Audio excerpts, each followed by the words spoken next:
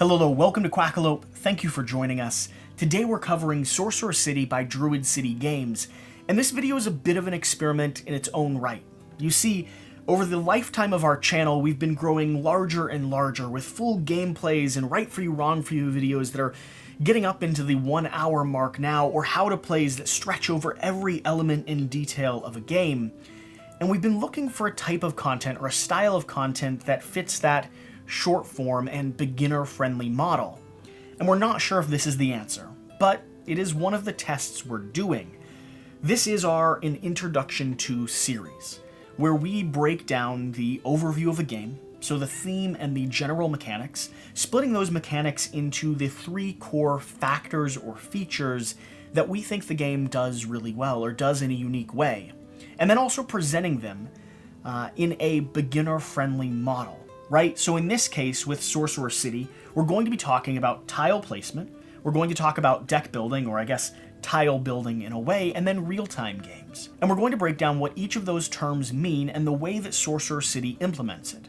Then at the end of the video, we're going to talk about the cost, from table space to how hard it is to learn to how accessible it might be for you and your gaming group.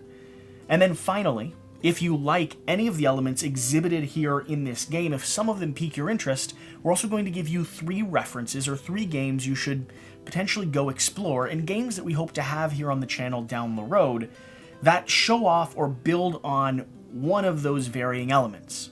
So that's the concept. Let us know if we do it all right. It is still a work in progress, and I guarantee this one will go on slightly longer than I intend it to, because as we've seen in all the other videos, I'm not apparently very good at keeping to a script or keeping tight into a topic. That being said, though, this would not be a Quackalope video if we didn't start off with just a little bit of flavor text and lore to set the foundation for everything we're learning here. Sorcerer City. Every year, Sorcerer City is built and rebuilt in magical new ways, with city blocks moving and rotating in crazy directions. You and your fellow players are rival wizard architects in charge of building the same district over 5 years, expanding and rebuilding to gain the most money, influence, raw magic, and prestige. Unfortunately, Sorcerer City has a bit of a monster problem, so you must work hard to mitigate the effects of marauding creatures that attack your district. Architects compete against each other for the title of head wizard. The goal? To be crowned the head wizard, you must possess the most prestige after 5 rounds, each round being 1 year, passing in Sorcerer City. So that's the stage. That's the theme of this game. Sorcerer City is a tile placement game where you're going to be matching tiles of varying colors and shapes in order to build a chain or a quilt or a pattern down here in the corner. These tiles are then going to score you points, different resources that you can use for different things throughout the course of the game.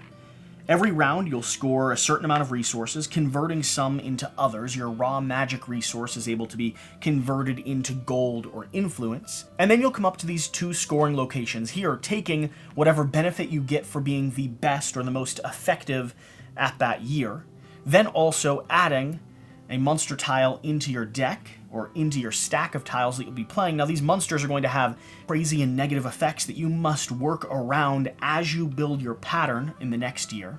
And then finally, you're going to be going over here and doing a deck building process, or a tile, I guess, stack building process, where you're purchasing and adding tiles into the mixture that you're then drawing and playing. Now, Sorcerer City is a real-time strategy game. That means that you will be cycling a clock, much like we're trying to do on this video, and playing tiles as quickly and efficiently as you can before the time runs out. If the time runs out, then whatever tiles you haven't played no longer get to be added to your pattern.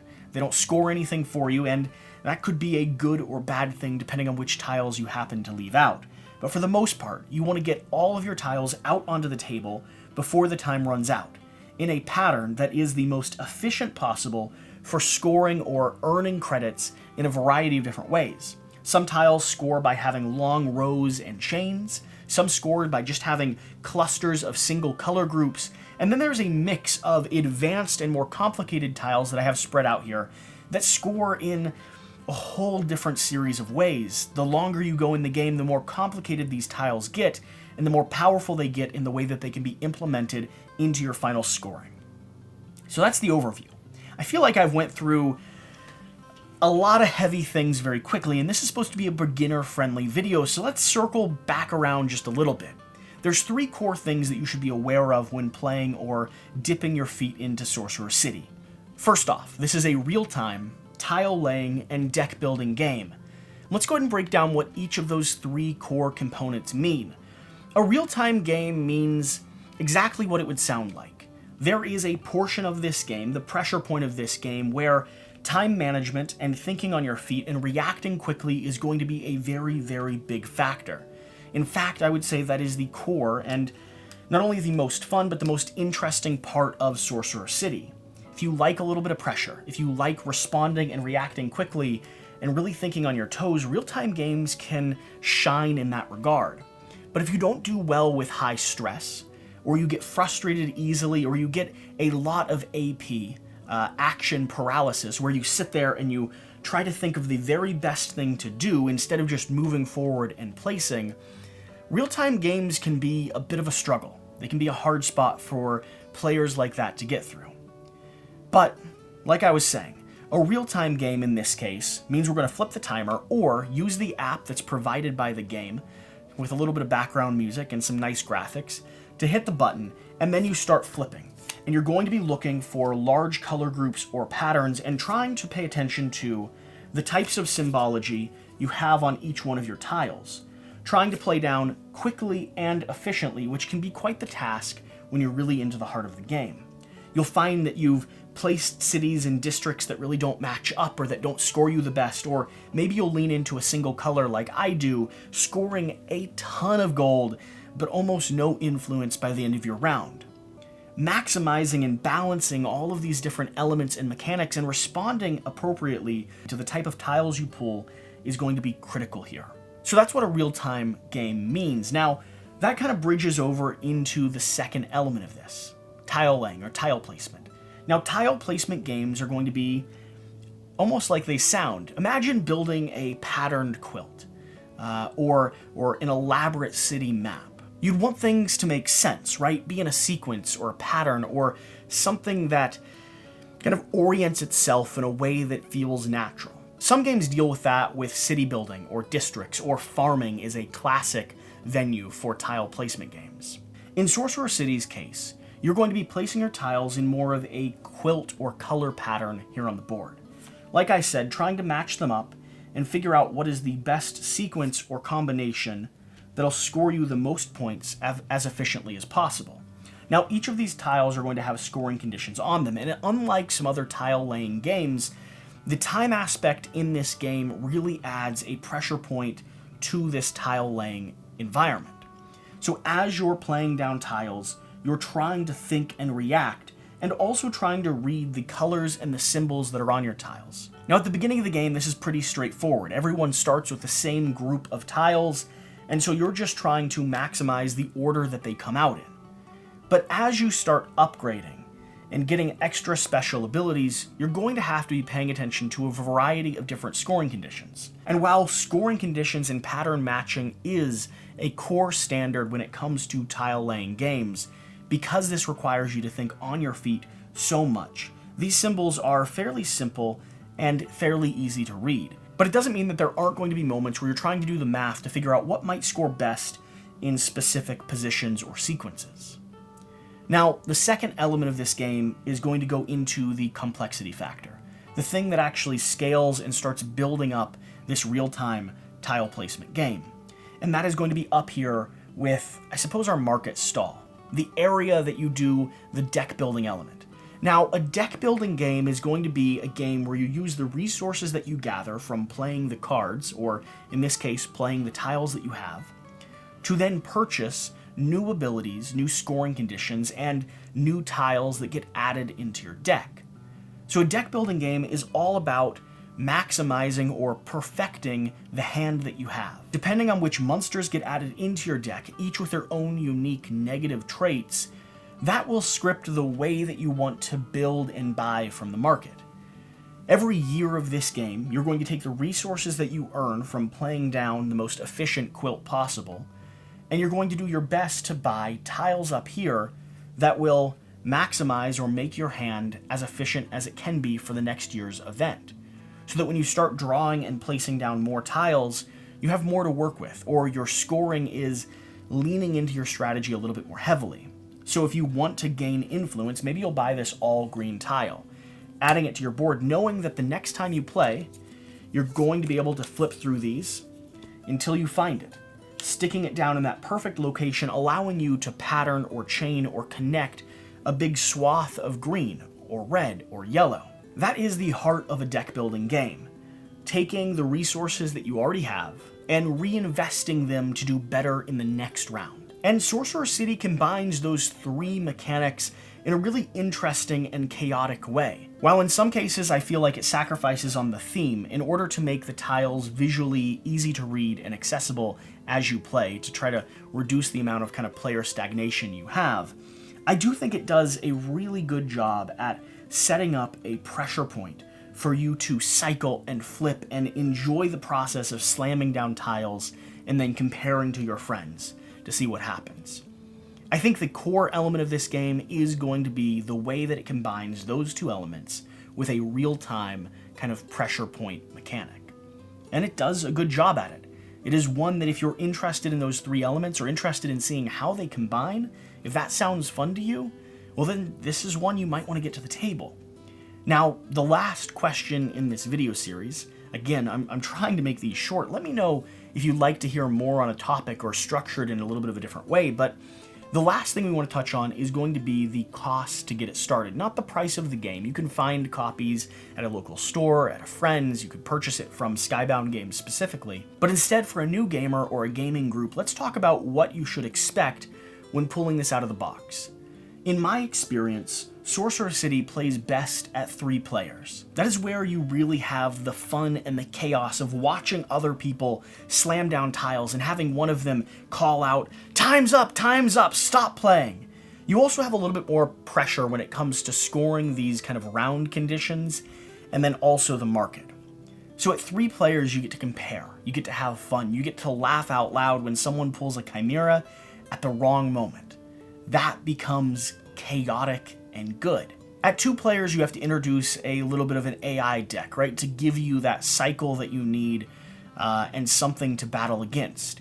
At 4 players, the table space that this requires, the amount of room you need to maneuver and place down tiles and how they can spill out to other edges, starts becoming a limiting factor, I think, for most gaming groups, especially new gaming groups. Along with that, depending on the skill and experience of your gaming group, I'd say there is a moderate learning curve when it comes to Sorcerer City. The rulebook is fairly accessible and does a very good job at breaking down every single card and tile and condition in the game. But that points out one of the elements that might make this hard for a new gaming group to pick up. The fact that there are so many variations and conditions and creatures that you can build into an encounter in your deck. It means that there is a lot of variation and variety with this game, which is excellent when it comes to something that you want to react to and think on your feet and not quite know what to expect when you're sitting down for a game night or when you're dipping into your stack and flipping tiles very quickly. That being said, there are going to be moments where you're asking yourself, what the heck does the Dark Mage do when you pull that tile out, and where should I place it according to the rules? And by the time you get to the end of the game, you're going to potentially have 4 of these monsters in your stack, along with more and more complicated and advanced tiles.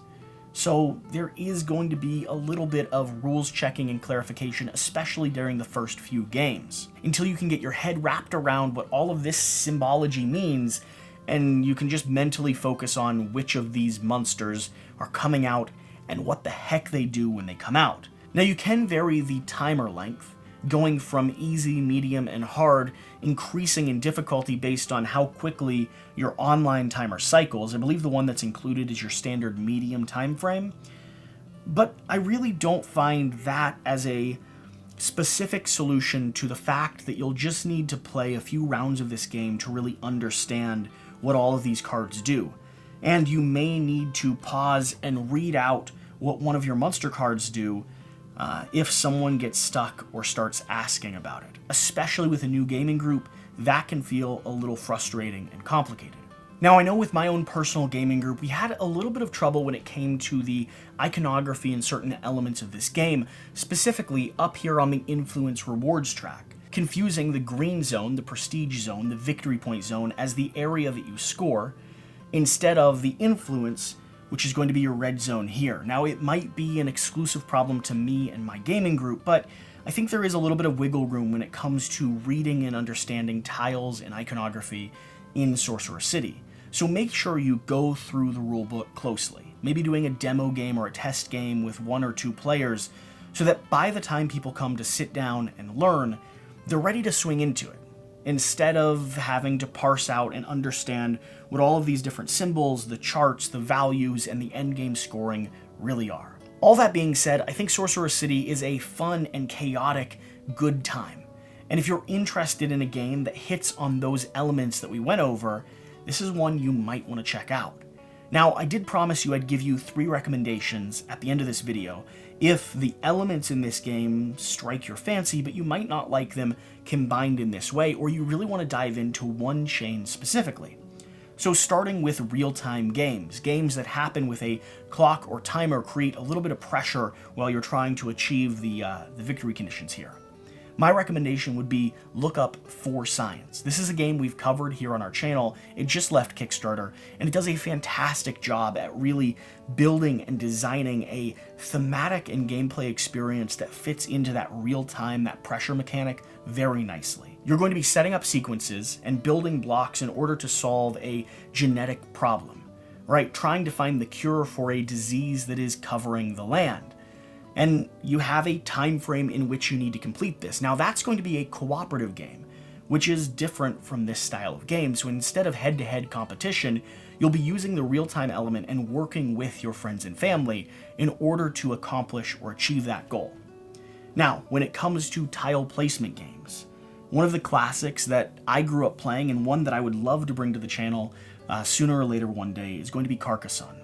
Carcassonne is going to be a map building or city building tile placement game, where you're flipping tiles and adding them to create districts or roads or large pastures or adding monasteries. There is a ton that you can do in this game, especially if you start expanding it. But its core feature is going to be that action of flipping a tile, adding it to the board, and then deciding to put a meeple or deciding to put a score marker, a little person, down on that location that you just played, trying to maximize the city grid so that you score as many victory points as possible by the end of it. Now, unlike this game, you're going to be building the map all together.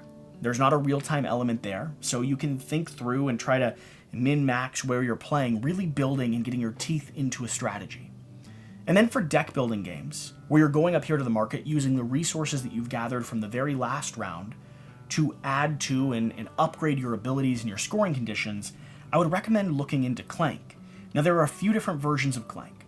There's the original, Clank, where you dive into a dungeon trying to steal treasure from a dragon and escape before the dragon finds you, competing against other players who are also rushing down in and trying to run out themselves.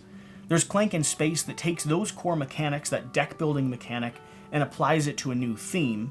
I think Clank in Space, if you like the sci-fi theme, the alien sort of theme, that is going to be a better game overall. It has stronger mechanics, and it was designed and developed after the original Clank, so they've really had fun playing with the deck building elements in it. And then finally, there's Clank Legacy, a game that I am planning to bring to the channel very, very soon. We have some gameplay that is currently filmed and just needs to be edited. It is, the slowest thing I have to do. But Clank Legacy is going to be a journeying adventure through a realm where the story progresses game to game to game, adding stickers to the board and mixing some things up. Legacy is another thing at some point we need to dive into. But that would be my recommendation. Clank was one of the first games where I experienced and discovered the deck building system, and I personally think it's one of my favorite elements when it comes to board game and board game design. Whatever the case, hopefully this has been an informative video. I am sure this has gone on longer than I intended it to, but this is a new format we're trying to develop.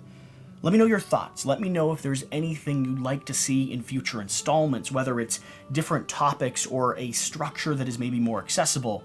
And if you're a new gamer or you're new to Sorcerer City, let me know if this was informative enough to give you a sense of what this game is and what your experience will be like. At the end of the day, the goal here on Quackalope is to help people discover games that they will have fun playing at home with their friends and family. And so if we've been able to do that, then I've been successful. Whatever the case, whatever you do though, remember to do the important thing, get out and play some games. We'll see you next time. Thank you.